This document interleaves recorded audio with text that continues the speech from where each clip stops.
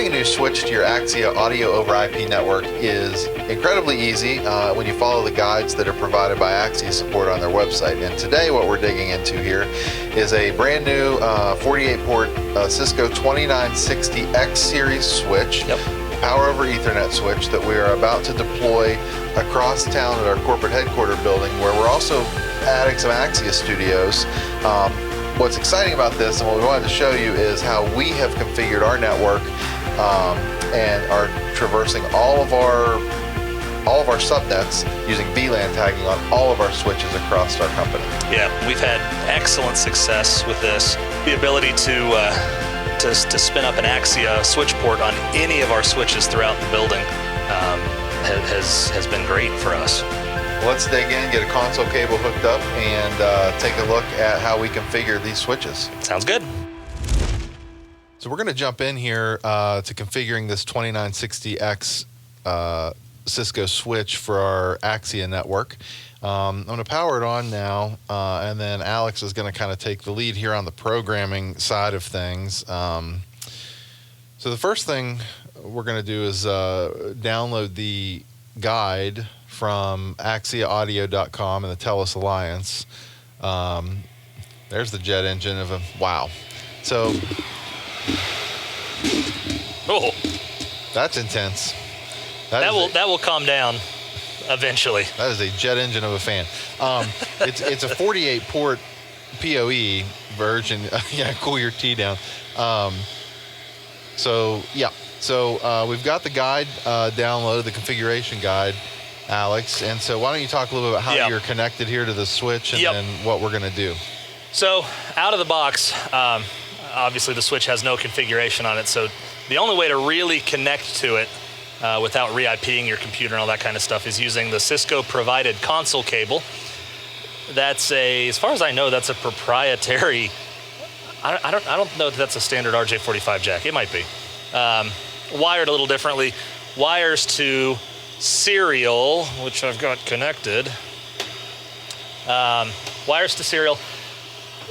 Now, since most of us are using computers that were made after, 1995, we don't have native serial ports on our computers.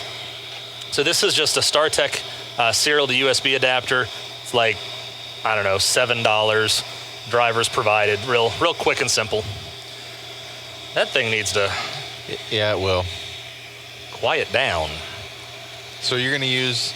So on our Macs, what do we use? Is ZTerm? We're Mac people, so for all you Windows people, I'm sorry for a variety of reasons. But anyway, so we're using ZTerm. It's a free utility. You can Google it. ZTerm allows you. It's basically like PuTTY for Windows. Almost all the same settings and options. We'll put links. I'm going to start making a list. We'll put links to the StarTech adapter. We will actually put links up for you. ZTerm and the PuTTY. These are all great utilities. All right, so we're going to launch ZTerm. I'll select my serial device.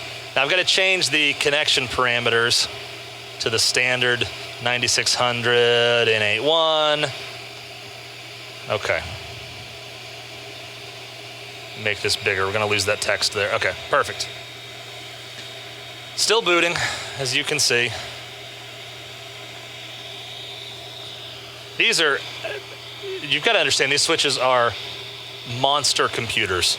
They do a lot of work and a lot of thinking. So for all intents and purposes, this is a pretty hefty processor. It's not a fast boot. So keep it on battery backup in your studio. Yeah. Or else you have a lot of downtime. Okay. All right, so what we see on the display currently, it's just about finished booting. We're seeing all the line states. All right, would you like to enter the initial configuration? You don't, especially in the case of Axia. It's going to have you do things that the initial config is not, so we'll say no. And we will get to the default prompt. Has no host name right now. It's called switch. We'll do all that later. So if you go to the Axia website, like I said, they offer config pages for all of the various models of switches that they approve to work. Like this one, right? Like this one, absolutely. Sort of. Yeah. We said earlier, this particular model is not on their approved list, but the one that is end of life now. This is the direct replacement, has the same or the correct software image. Yeah. I'm 92% sure it's going to work just fine. All right. Well, let's jump into it then. This should be a good place for a caveat when we're about to jump into this guide, where we are going to configure this VLAN 1 interface. Mm-hmm. In most of your cases, I would venture to say this VLAN 1 that you're going to configure here represents your closed Axia network. That is the recommended and strongly encouraged way to build an Axia network. That is, all of the switches on your Axia network and your devices are all Axia devices. We're not intermingling devices that are not part of the Axia network. So in those cases, it's totally fine to do that, even preferable. Yes, the VLAN 1 configuration that we're about to talk about here, you would complete based on your IP scheme of your Axia network. Correct. In our case, because, and this is one of the things we want to show you throughout this thing, we have all of our VLANs in our plant, the business LAN, the IP phones, the other subnets that we have, Wi-Fi subnets. All of these are trunked together and all traverse all of our switches. We've applied Axia's QoS to these switches, but they all live together, and on any switch at any port can either be a business LAN port or an Axia device or whatever. So our VLAN 1 configuration represents our business LAN. So that's an important distinction that will matter later the further we go down through this. That's the kind of stuff we could talk about for hours, because there's so many different ways to do that. Your business LAN doesn't have to be VLAN 1. VLAN 1 has to be on your switch, but you don't even have to use VLAN 1. It's lots of different ways to do this, but in our case, yeah, like Chris said, VLAN 1 is our business LAN. So if we jump right into the config, the sheet that Axia provides will give you a little introduction and talk about ways that you can get to the switch. Like I mentioned PuTTY earlier, and we're using ZTerm on the Mac. If you get right down here, VLAN 1 configuration. So first thing we're going to do is enter enable mode. Out of the box, there is no enable password. You'll want to do that later, but right now we can get right into enabled mode. So the first thing we're going to do is we're going to get into config mode. I'm sorry. All right, now we're able to make changes to the switch. First thing we'll do is get inside the interface. And in this case, it's a VLAN interface, VLAN 1. All right, so you can see it changes to config IF, meaning we're inside of that interface. First thing we'll do is assign an IP address. IP address 192.168, and in our case, we're going to use 3.9 and then subnet mask. Enter, okay. And then we'll issue the no shutdown command. That just ensures that VLAN 1 is on and active. And then we'll end out of config mode. Are you going to say something? No. Oh, sounded like it. Okay. Deep sigh. Sigh for days. You can sigh all you want. Okay. So now we'll step right on down to the IGMP configuration. This is where we start our QoS molding and modeling. Very important from here on out. I'll even say it. I probably shouldn't say it. We've tried to use Axia devices without applying the proper QoS, and they simply don't work. Like, they don't even work with glitches. They just don't work, which is kind of nice. Yeah, what you end up with without this QoS, we can't synchronize the clock across the network appropriately, which is a huge deal. Huge. I don't mean time of day clock. I mean the AES, the digital clock. We introduce jitter. We introduce things that just make these devices not work. And we also open ourselves up for multicast flooding. Since all of these Axia devices, the Axia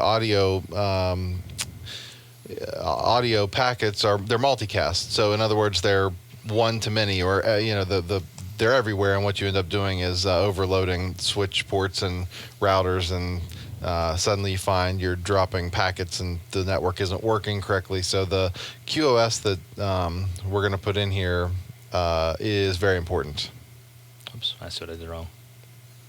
Okay. VLAN 1 immediately. So I just got started on the IGMP configuration while we were talking there. If you're really interested what these commands mean, you can actually copy and paste one of these commands right into Google, and you'll get a really good explanation. I don't really care. We need them. That's fair. It's fun. I know some of them, ones that I'm interested in. Okay.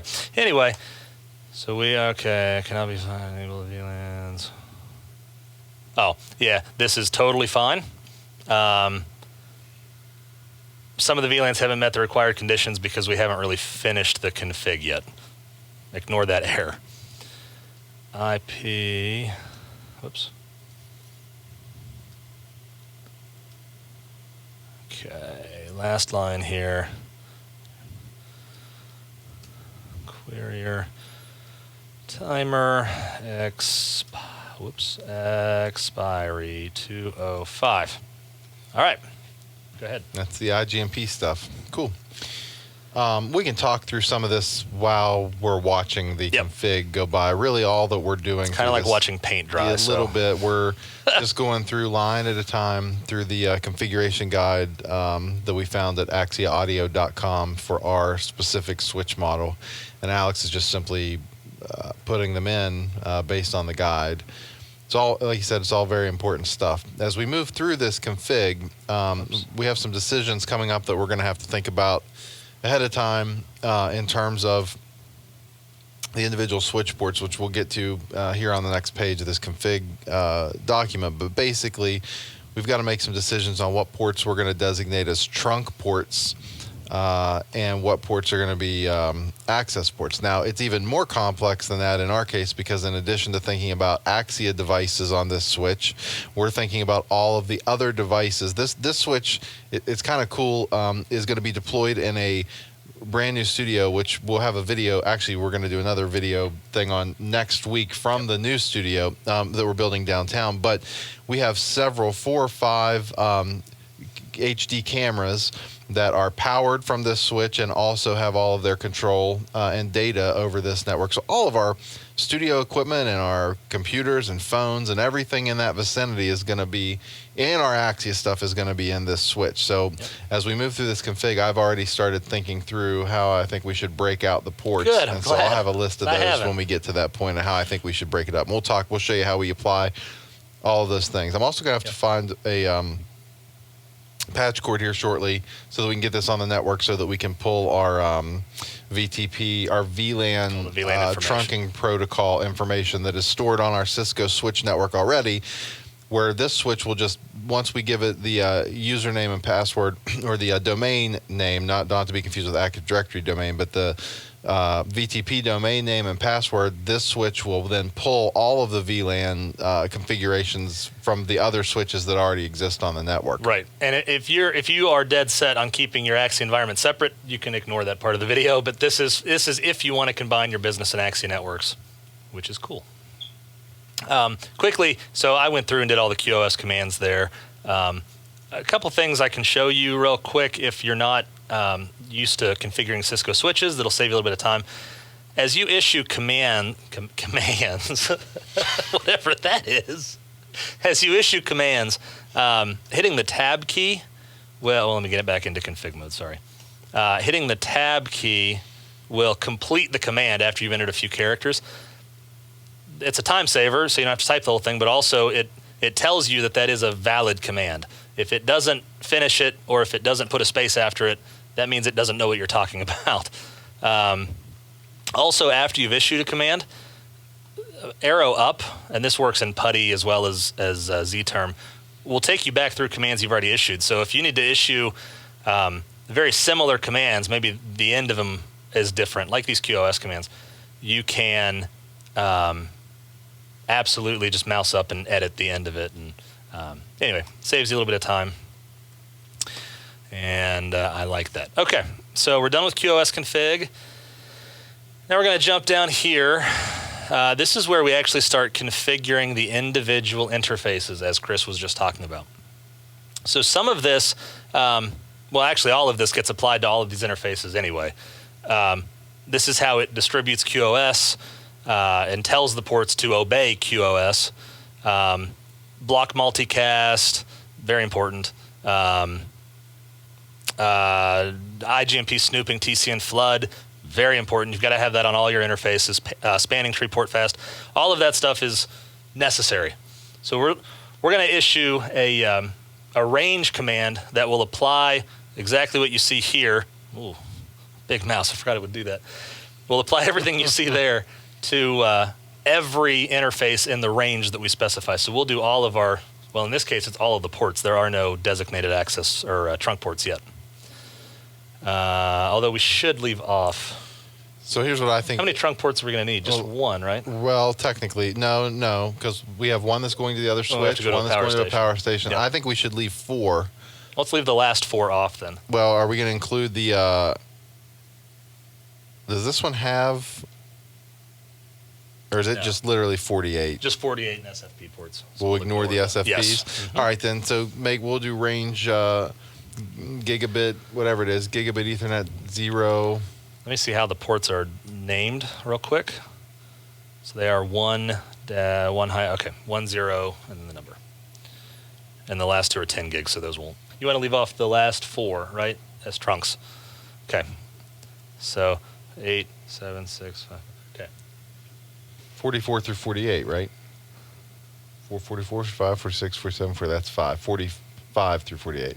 Yeah. Right. 45 so our 48. range will be 1 through 44. 44. Right. So we're going to do the access ports. Okay. Ooh. So we're gonna just do this per the guide. Yep. And then at the end we'll go back and add our access information for the other parts of our other subnets other than Axia. Is that right? Yeah. Through, what'd you say? 44. 44. Oops. 44. Yep. I did that wrong. Oh, gigabit Ethernet. Boy. Gigabit Ethernet 101 through 44. Okay. There you and go. you can see it changed the prompt to config IF range, so you know you're talking to all of those ports at the same time. And you can see as I did that show run command, here's all of the interfaces, as if you can see my finger. Here's all the interfaces, but they have no config on them. We'll show you when we're done how they'll all be configured. Okay, here we go. Switch port mode access in this case. Switch port non-negotiate.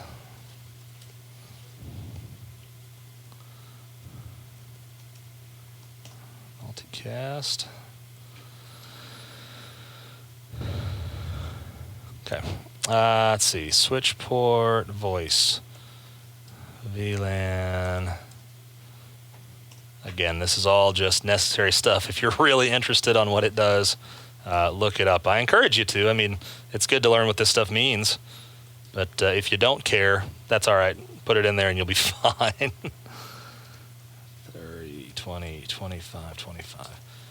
These next commands that I'm issuing are referenced back to the QoS information that we entered earlier. And this just tells the ports to obey the QoS policy.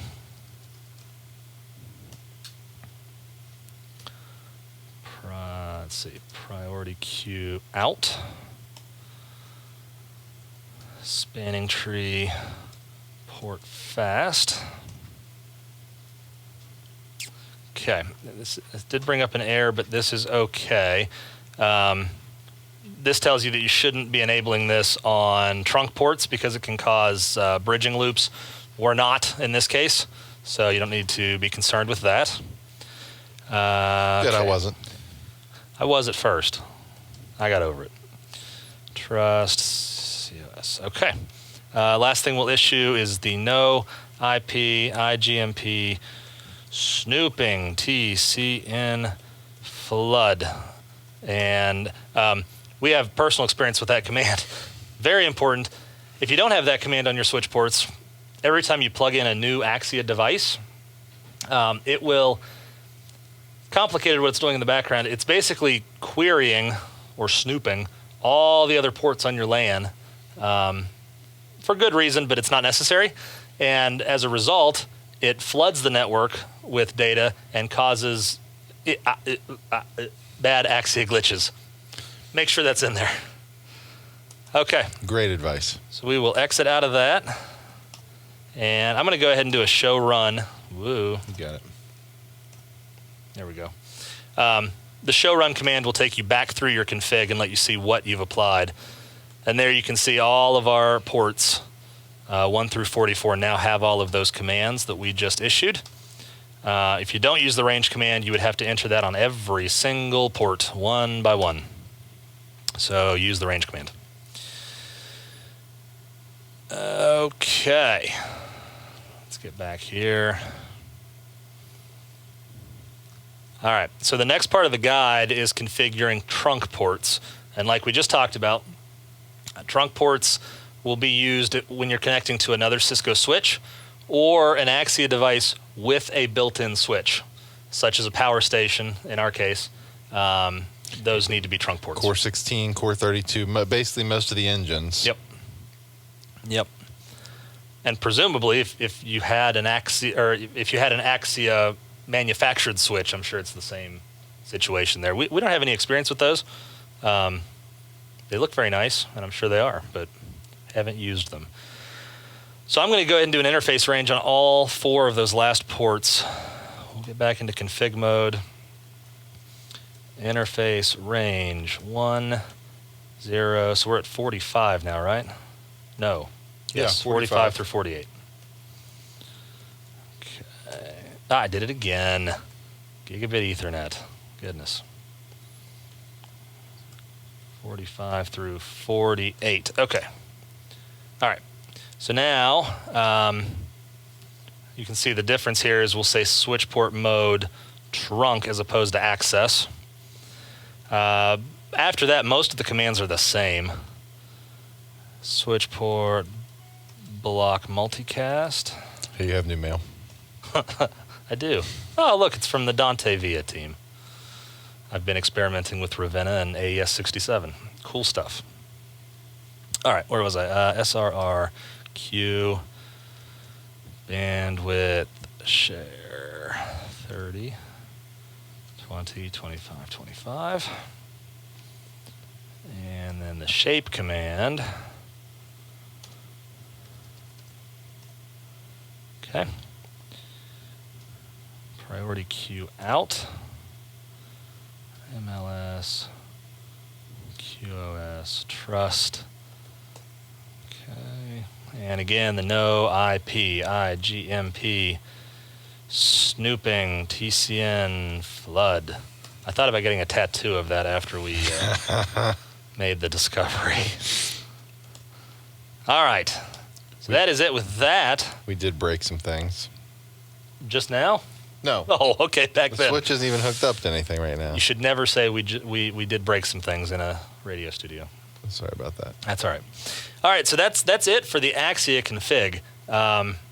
If you were going to island your Axia network, that's all you have to do. You can take this, rack mount it, hook it all up, and enjoy the data flow. But in our case, we have some more work to do. We do. In fact, I'm about to send you something that I want to keep doing here. Okay. There's a few other things we can configure really quick.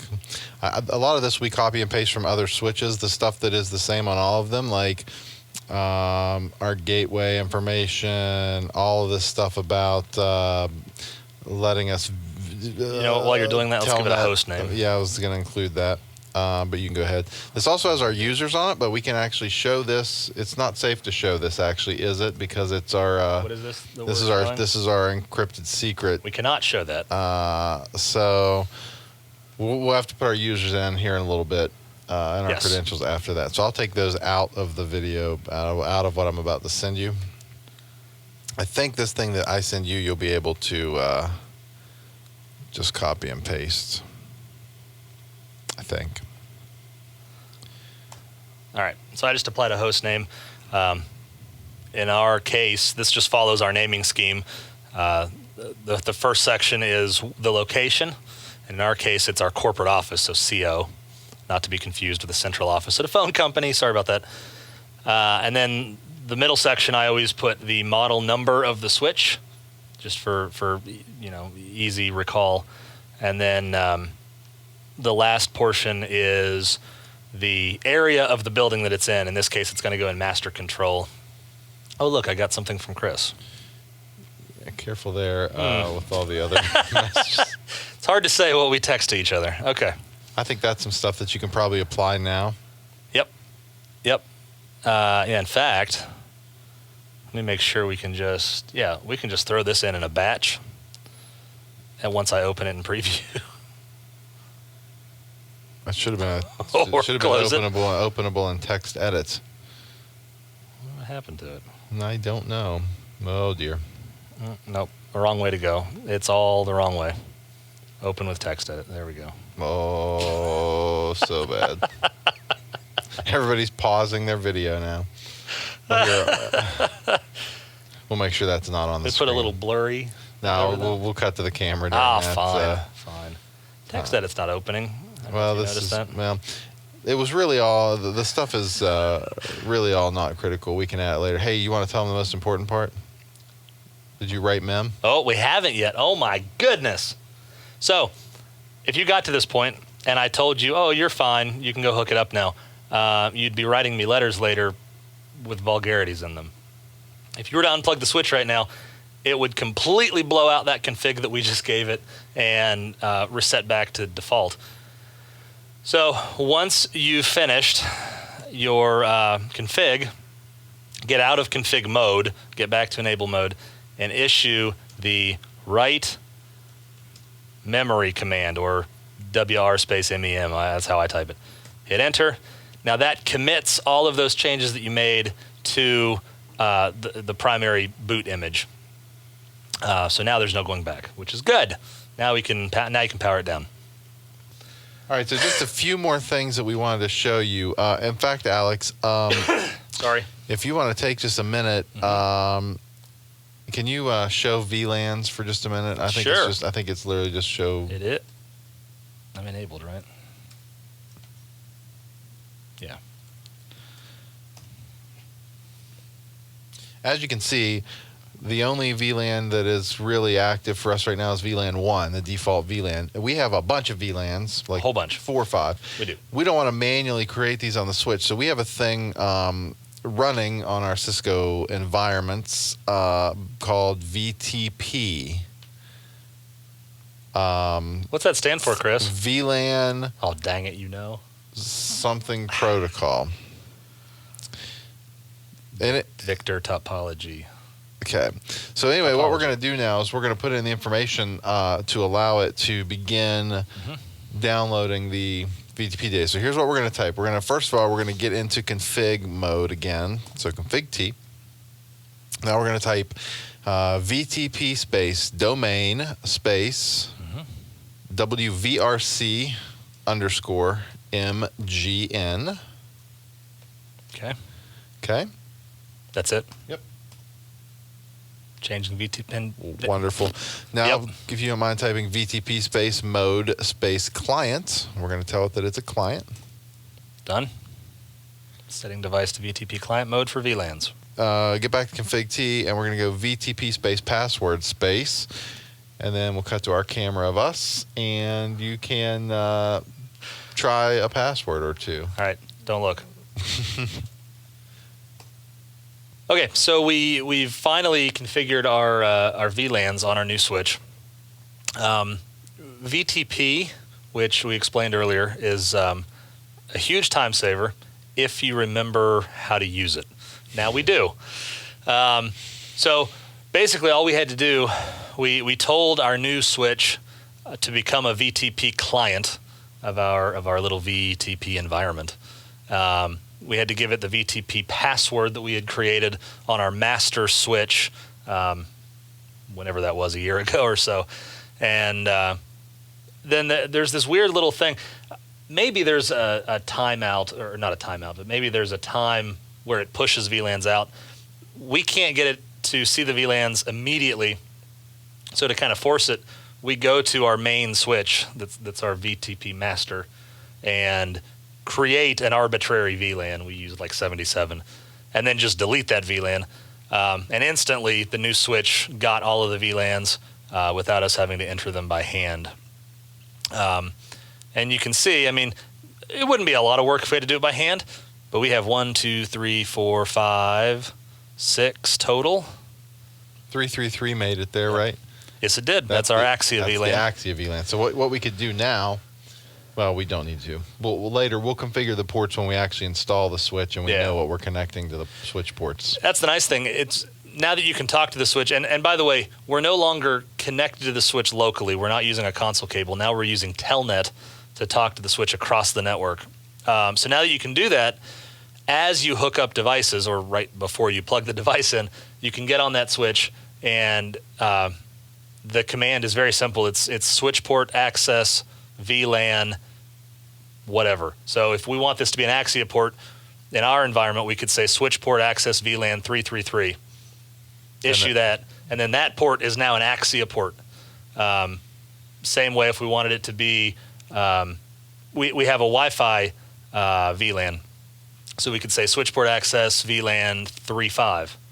Issue that, and now anything that's plugged into that port will get a .35 address via DHCP.